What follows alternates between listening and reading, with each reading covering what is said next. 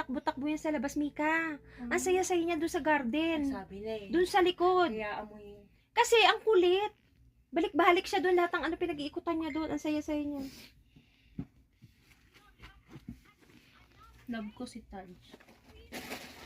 Naiyak din siya. Oo. Tsaka nakausap niya din yung isang araw din. Nung nandun tayo na mga nasa hospital. So, tinawagan niya nga ako.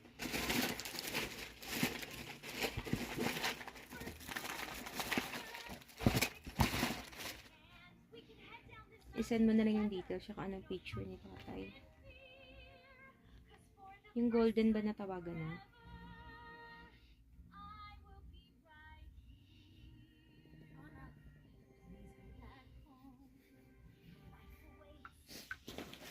Ang tindi naman ang trabaho mo dyan pa. Ay, binibidyo mo ba siya?